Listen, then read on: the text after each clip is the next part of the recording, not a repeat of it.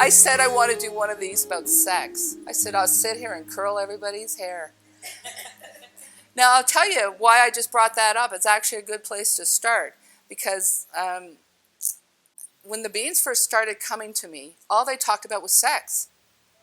And I was like, why do you guys keep talking about sex? This is okay. I'm not out having problems with it, but like, why? Why are you talking about so much sex? I was so convinced that the only reason they were here talking to me was so I could be a sex therapist. I was like, oh, that's what I'm going to be. And they were like, no. I said, wait now, but all you talk about is sex. And they said, that's because that's the topic that's easiest for you. So they use our own suits as a backdrop for what they're going to talk about. And every now and then I'll say to them, oh my God, you guys are so funny. And they say, yes, you are. I'm like, oh, it's me that's funny. Because they use what we have to offer. And the other thing, I'm like, wow, you guys are great graphic designers. And they go, yes, you are. And I'm like, because I went to graphic design school for 6 years. And I laugh. I say, oh, so you're using my skills to communicate. And they're like, yes, as with all of us. So they're not going to speak Italian to you if you don't speak Italian. You know, it's not like, let's try to figure it out. Anyway, sex is a really, really important one because sex is our co-creative ability with the God. Sex is what we are able to actually reproduce ourselves. And when you think about the fact that we are right here, right now, almost every movie is about putting consciousness into a computer or putting consciousness into some sort of a dog or, you know, like, can we take consciousness and put it into something? Because we are right on the verge of creating ourselves. If we could make biomagnetic suits, right? Well, we can clone suits. So the beings told me the reason cloning will never work is because you can't get a being into the suit. You don't know how. You can make a suit, and you can conceive of transferring consciousness into something else, but you have not figured out how to put consciousness into a suit. So we're right at that evolutionary point that we can actually create ourselves. So that's what kind of validates these stories as, wow, we are right there. So we can co-create with sex, and our sexual energy is our most powerful energy, and it is our most destructive energy on the planet. So when I started talking about pornography and dark sex and dark energy stuff around sex, and they said, why are you worrying about that stuff? And I was like, well, you're talking about sex and being healthy, and they're saying, so once you understand the true sexual potential between your physical body and your energy body, all the rest of that will fall completely away. You will only want to have heart-to-heart sex because it's so powerful. So remember I told you about the orgasms on the couch? I used to call them spinning golden orgasms. They would fly out of my body and I'd like end up like, wow. And so they said, imagine putting that potential with the physical body's potential. Imagine what that looks like sexually, how you can heart bond, how you can, see each other, really see each other, and be in this magnificent place of sharing not only your physical body, but your energetic body. And that's why they said, don't try to make anything go away. Don't fight anything. Don't be against anything. Just see it as symptoms of a world in chaos, because as we shift into the next experience, we will start to have heart-to-heart sex. We will start to have that amazing ability to have these wonderful experiences because we see each other, because we're present with each other, and because we're using our energy body with our physical body. So this is good news. That's what I call it, the good news. The other thing about sex that's interesting for anybody who's trying to learn to channel, or for anybody who's trying to use energy to connect. So as the energy moves up through the body, now people talk about, I can slump down when I meditate. Well, you can do whatever you like when you meditate. That's up to you. But if you want to really connect with this energy field, you have to make sure that your body is really comfortable, and you have to make sure that your spine is really nice and straight, because that's where you get this really good plug-in. But what happens, and what happened for me, was as the energy would move up into the first and second chakra, which was the real physical nature and sexuality, the energy would get caught for me. And I was like, well, I don't want to go up in the heart chakra, thank you very much. I'm enjoying the lower frequency chakras, the physical, sexual type of energy. And you have to breathe through that. You have to center yourself, and as the energy comes up and you find yourself stirred sexually, you have to just allow it to pass. It seems like everything around this is about surrendering, and I'm not very good at surrendering. But anyway, eventually you breathe that energy up into the heart chakra. Now this is where great things can happen, once you get the energy up into the heart chakra. But it takes practice, and it takes allowing, and it takes you willing the energy to move right up through into the heart chakra, so you don't get trapped in the first and second chakra. If you can find yourself conscious enough, because sex is pretty consuming, we're in the body, we're in the physical, but if you can find your way to detach from that for a moment and say, I love you, I love you, I love you, to yourself, to your partner. Oh my God, this is what I said about bringing sex to an evolved place, because once the human part of us really truly engages with the energy being of us, and we learn to use sexual energy, and there's all sorts of tantras and different things, but those are pretty intense. There's another way to find that place. It's natural. And when you find that place, all the trappings of sex will just fall away, because this kind of sex is so amazing. And I like to use this example in the movie Cocoon. Steve Guttenberg is in the pool with this extraterrestrial being, and she's shown him her light, and they're in the pool, and she says, do you want to have sex? He goes, okay, and he's really happy to do it. And she's like, oh, but go away from me. And she goes, what? I thought we were going to have sex. And she goes, yeah, but you better go to the furthest end of the pool. And he goes, why? And she goes, you'll see. So she sends him to the furthest end of the pool, and then she summons this light out of her body. We all have this light. It's our God light, it's our love light, and she summons it up, and she sends it out of her chest, and it bounces around the room like a ball, boing, boing, boing, boing, boing, and it comes down and it beelines, and it hits him right in the chest, and he goes, wow! And if I could ever put a little proof thing on how fabulous sex can be, that's that movie piece. One of the things we need right now is to tell the youth. What we have done with sex is absolutely bastardized it. It is so off the charts, not working for us. Doesn't work. It doesn't work for the human. It doesn't work for joint community experiences. It does not work. Our sexual energy is a point of pride. We're incredible beings. This sexual energy is a gift in our form, but we have absolutely made it, especially North America. North America is like bad, bad, bad, judgment, criticism. Well, it's like the number 13. We can't put 13 in an elevator, but 13 is one of the most spiritually powerful numbers in the world. They keep stealing stuff from us. They don't want you to know.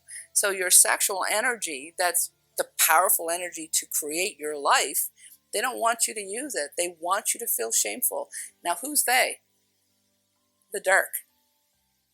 The darkness has been what's taken over sex. We are not intended to be having the type of sex that we're having.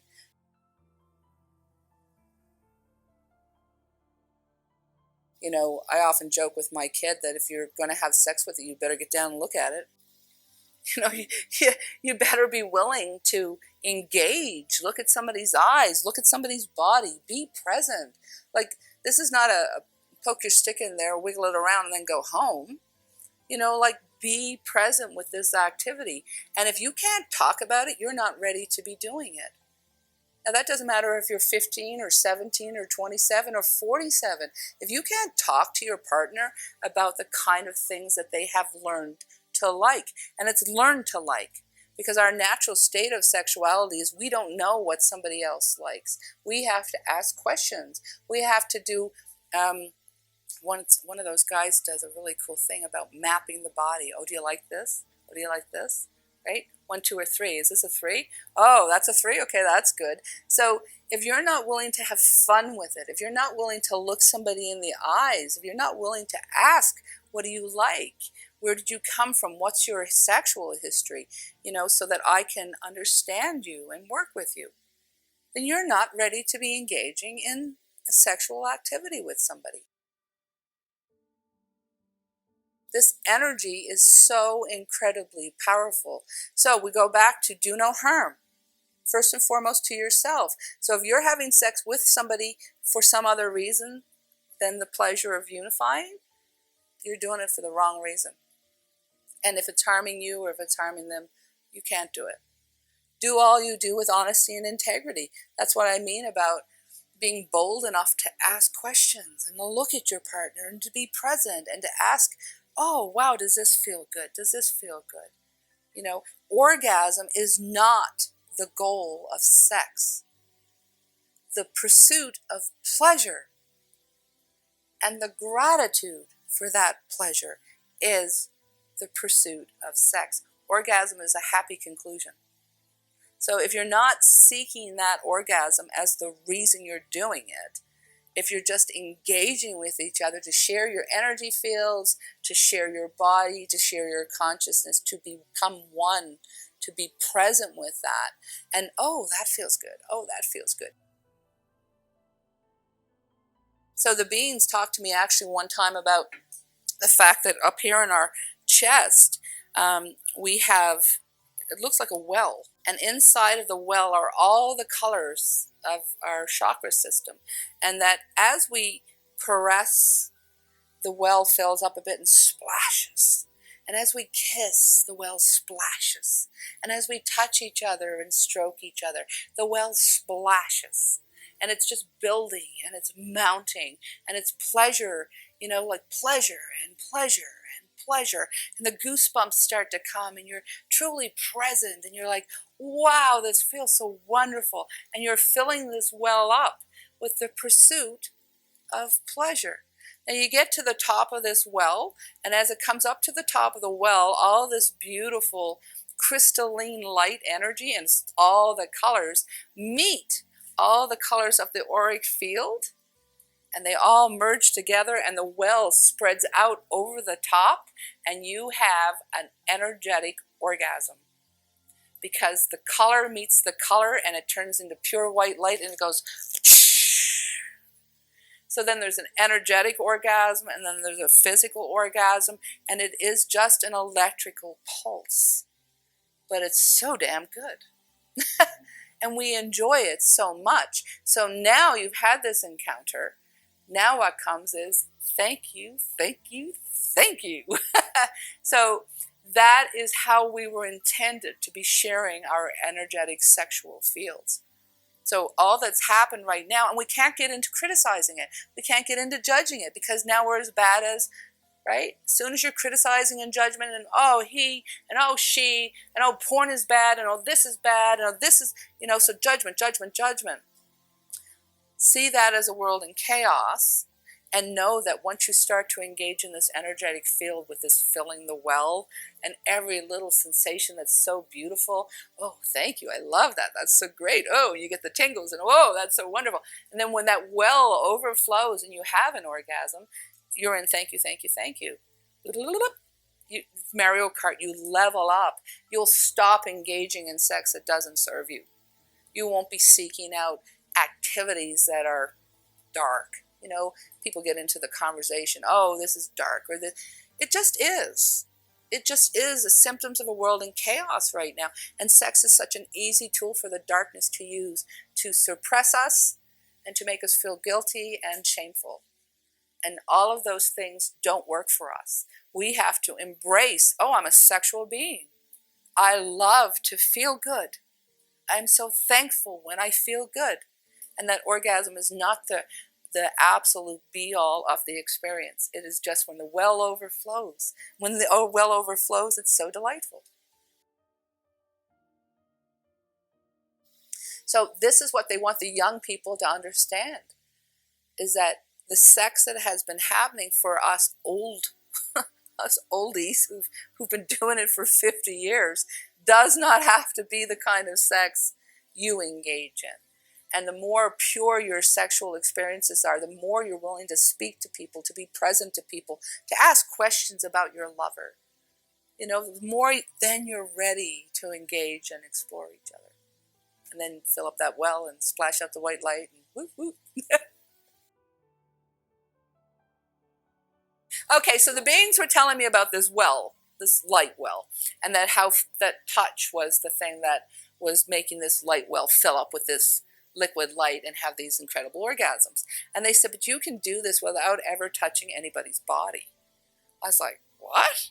And they were like, oh yeah. So the guy I was dating at the time, I said, I want to try an energy trick on you. And he goes, oh no, because he knew everything was weird. But anyway, I said, you're going to like it. It's going to be good.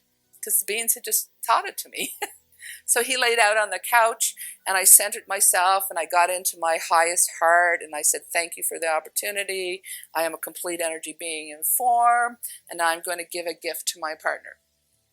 And I sat there, and I was able, without touching his body, I was able to push the energy all the way down to his feet and bring it back in. And then it was this sense of undulation, you know, like almost a wave, and it was like you could move it around like this, and you let your whole body be part of it, and it's a gift for that person. You know, you're giving a gift, and so I was able to move the energy and scoop it. We can all do it. You can pull it back down their bodies, and you can pull it up, and I would pull it up like this, and I would pull it down like this, and he's like, what are you doing? This is so awesome. And anyway, over and over and over, playing with the energy of his body, up his arms, down his legs, and anyway, the next thing he had an orgasm. And he goes, what was that? And I said, that is love energy in form. That was a gift to you. But they taught it to me so that I could tell you. The sex organs were not where I put my energy. I wasn't down there going, oh, come on, let's get a big woody. Come on, we're going to have sex. It wasn't like that. It was the energy was being pushed out and pulled in and pushed up and pulled down. It was like a massaging, almost like a dough. Yep. Yep. So with the godlight that I am, right, I'm pushing his field. I'm pushing his field in. And even now doing it, I can feel the tingles in my arms. So he was just laying on the couch, and he didn't have to do anything. He was fully clothed. There was no real sex happening. I didn't touch him at all. And I didn't get down and just do his genitals. As a matter of fact, they weren't even part of the... They just happened to, I went over them, and I came back over them. The well with the light in it came right up out of his heart. This was a heart orgasm. Now, I don't know if I told us in the story about coming down to meditate, and I was having the orgasms on the couch. So I think that's what he had. I think I had my own heart orgasms on the couch. And I remember telling a friend of mine that she could have these heart orgasms. And she started doing Joe Dispenza's work. And she worked and worked and worked. She was doing the work. I'm like lazy as hell. I'm like, I don't want to do that. So I get the benefits with very little effort. But she was doing the work. And she called me and she was so excited. She goes, I had a heart orgasm. I was like, cool. So she did the work, and then she had this amazing heart orgasm, and she was thrilled with it. But I think that's what he had, was a heart orgasm. The well was filling, and it was just energy, no physical touch. So we can all do that too. Like nothing I tell you, none of these stories that you can't do. Heart orgasms are, I can't even begin to tell you how awesome they are. Like they make the regular orgasm kind of look chintzy, like, oh, that was good. Pop. Oh, I enjoyed it. But if you can put that heart orgasm with the physical orgasm, wow, best ride at the fair. So how do you do it? Well, I definitely know that it involves love. I love you, I love you, I love you. To me, I had them when I was meditating. They just happened. But she got them from doing Joe Dispenza's work. So she did the work, she did the work. Yes, I am love. Yes, I'm eternal love. I can't remember what his says. And she did it, and she did it, and she did it. And her willingness was, I'm looking to have a heart orgasm from my experiences. And so she set her intentions to do that, and then she did the meditations, and she did one every single day. She never missed a day. She always set the intentions that she was connecting fully and that she was looking to have one of these heart orgasms, and she did. Mine just came, but I know that I was telling you earlier that when you're making love to somebody and you're really filling up that well and getting it all going, you set the intention that I want to have a heart orgasm. And that comes from whispering. And you don't even have to whisper it to your lover. You could even have this with a stranger. You don't have to be in a pair bond to have a heart orgasm with somebody. But you do have to love the being in them. What'd you say your name was? But I love the being in you. So love is definitely significantly powerful in getting this heart orgasm thing to happen. Oh, I know when I'm in the churches and I bring up orgasm, everybody in the room goes, oh my, she's talking about orgasms. But orgasm is our beautiful right to have this electric pulse. And not only that, the energy field around our body, our auric field, actually builds up debris. Like it's earth debris, it's dust. It's like, when your skin gets so dry and cakey, you can flick it and it comes up and you're like, oh, look, I need to scrub that off, right? Because you're all caked up. Well, your energy field gets that too. And you can break it up with drumming, and you can break it up with chanting and stuff like that. But you can break it up with orgasm. And that was actually one of its intended purposes, was that through orgasm, you got a clean, oh, I feel great. You got a clean energy field. I always joke at the water cooler in the morning, you can say, oh, look, Susie got sex last night. Look at her. She's glowing. She's so happy. Her eyes are bright. Her field is fresh, right? So we have to learn to have fun with sex. We have the same way we're talking about spiritual work. If it's drudgery, if it's like, oh, I got to do it this way, and I got to do it this way, and I got to stick my elbows up like this, and I got to do this. Okay, now I'm ready. Let's meditate. Okay. It's the same thing with sex. We have to be easy and flowy and fun and laughing, and we have to claim back our sexual energy. And in claiming it back, it's fun, it's light, it's easy. Be kind to each other, talk to each other, share your field, say thank you, thank you, thank you. So, I'm looking forward to that new sexual world because the old one is really needs a tweak. Yeah, a lot of tweaks. I met this woman, she was a nun, and she had left the nunnery to marry a man. And she was at one of my classes, and I was talking about sex, and she goes, I'm really uncomfortable. And I'm like, sorry, your options are to leave or to sit. And she goes, I'm going to sit, but I'm not going to engage. And I'm like, okay. So I didn't try to eye contact her. I just left her to her thing. And at the end of the conversation, she was pulling me to this, can we talk, can we talk, can we talk? And I'm like, yeah. And she goes, I want to know about this, I want to know about this, I want to know about that. And I'm like, oh, cool, okay. So then she contacted me after that and went home, and she said, you've changed my whole marriage. Because she had this mindset of bad, dirty, raw, ugly, whatever was in her head. I don't know what it was, because I'm not a mind reader. I always say I'm a psychic, not a mind reader. But she was able to embrace what I just told you, that it's fun and light and happy, and it's your divine right. You're entitled to it. Somebody's stolen it from us. So it's time now to start saying yes to healthy sexuality, because healthy sexuality will be the quickest and fastest healing for this planet. That is the thing that keeps us dense and dark. I did have a lot of sexual trauma, and it did cause me a lot of brain angst towards how could I be spiritual and sexual? Like, because being sexual was negative and dark and dirty and bad somehow, and being spiritual was, very zen and, oh, look at me. And the fact is, we are sexual beings and spiritual beings. So if we don't embrace the whole, we can't be whole. So the beings talked about the fact that so you've had trauma in your life, and we won't go into the details of whatever particular trauma it is. So they said what we want you to do is sit with your eyes shut and see the activity that was happening with this person. Now, if this had not been a person who was oppressing you or hurting you or doing to you, would you have enjoyed that experience? That type of experience. So whatever that type of experience was. So I don't even know where to start with that kind of thing. Intercourse. If somebody's raped you, that's been forced on you. Intercourse is now dirty or dark or horrible or something.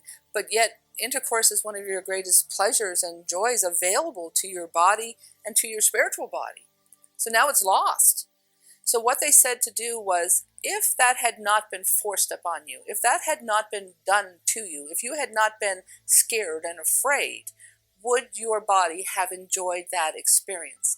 And the answer is yes. Our bodies are built for pleasure.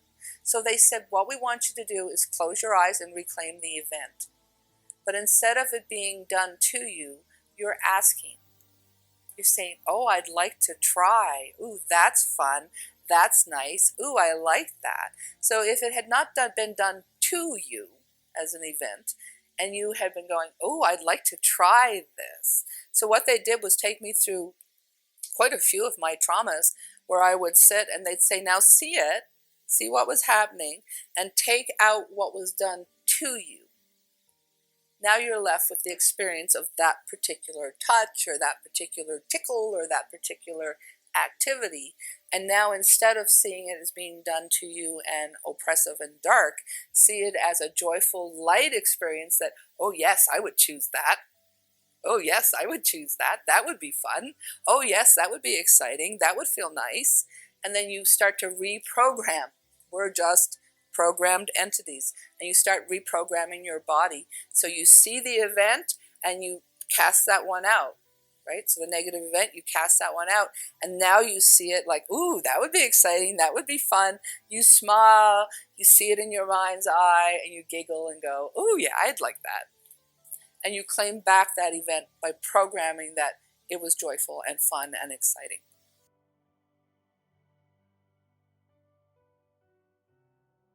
Healthy sexuality would be one of the fastest places to heal the earth. So they talked about the internet had been disseminating darkness since its inception. It was built to disseminate darkness, to oppress us, to trap us. Think about the kids, right? I mean, they can't, just mainline it. Like the next thing, the phone is going to be in your wrist. These poor kids are so absolutely, and not only kids, adults, we are trapped in this machine. Drool, So the internet was created to disseminate darkness, mostly sexual. The internet disseminates snuff films, porn films. It's like, hey, look at this. Hey, look at this. Come on down here. Come on down here. Come down in the dirt. Right? And people are like lulled. What's this? What's this? Oh, what's this? Oh, what's this? And you can actually see the light go out of people's eyes from following threads of darkness. You start off looking at, that glass of water, and the next thing you're looking at some sort of pornography of some child or animal or some really gross thing, and you're like, how did I get here?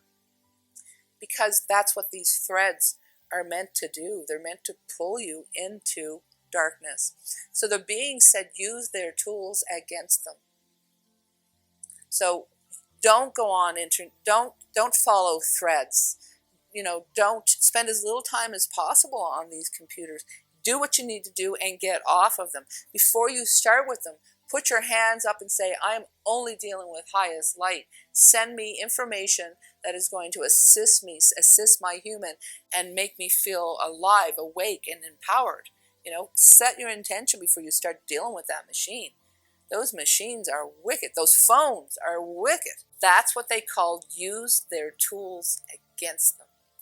You're going to draw up joy. You're going to draw up, we had a little bird issue. Celia put it in one of our memes. This woman found the little bird, and she picked it up, and she loved it, and she cared for it, and she took it, and the bird was safe, and then it was released. It's a beautiful, heartfelt story. Bring it forward. Share it with people. Stop sharing stuff that is not high frequency. These things are not helping anybody. Oh my God, did you see what's happening? And there's like, right? And now you're sending it to everybody. Choose not to do that. The little bird story, send it to everybody. Like, bring the light out of that machine and use it. So the same thing with sexuality. That machine is dark, negative, heavy sexual energy. They like it that way. They like you to get hooked into it that way. Right? And it just pulls you. So you get to choose. I say no to that path. So what could I find that might be interesting? So sexuality, healing the planet with healthy sexuality, is to get the kids to understand, and it's the kids who are the powerful people here, that this is false. This is what, how they say false energy appearing real. There is no bliss or joy in this. Talk freely and openly about sexuality. Allow them to recognize in their own body that this is divine. This is their right. This is their gift. Learn to use it with high integrity. And you can have sex with a stranger if you follow the principles of do no harm, honesty, and integrity. And, live your joy fully without judgment and say thank you. Now, that doesn't mean that the most amazing sexual experiences are heart-centric. I love you. You are my chosen partner or chosen partners. You don't even need to have one. These are the things that we embrace. Oh, wow, when I connect with another human being, really eyes to eyes, heart to heart, we're present with each other. We can create amazing energy. Now, here's another thing you can do with that energy. You can commit it to the grid. So when you're sharing your sexual energy with your chosen partner and you're in fun and frolic and joy and, ooh, that feels good and I like that and this is fun. When you commit that, you can commit it to the grid and say, when we have this orgasmic experience, heart orgasms, physical human orgasms, I commit it to share it with the grid. And talk about lighting up 1,000 hexagons. Maybe we'll light up, 10,000 hexagons. So we can start to use the internet. Kids can look at healthy sexual choices. How do I, type in, how do I find my own value? How do I figure out my own body first before I share it with somebody else? We encourage them. Yeah, there's a lot of darkness on the internet that you can go down and get caught in. It's mucky and it's quicksand. Or you can start to choose to look at things that are going to bring you to a liberated place where you create healthy sexuality. And that healthy sexual energy will lighten that field more than anything else on the planet right now. So healthy sexual energy and accepting your fact as a sexual being and saying yes, and I'm so thankful I have this gift, and it's so wonderful. And you're constantly charging that field then with healthy sexual energy, and that's creation energy, right? Co-creation energy, boom, boom, boom. So we just got to get the kids to understand, and I call them kids, but up to 25 is where that power place is. But I think they're done with what's going on. I think these young people are like, show us something different. So that's what the being said about the internet. Use their tools against them. Disseminate light, disseminate beauty, disseminate joy, and turn from that which no longer serves you.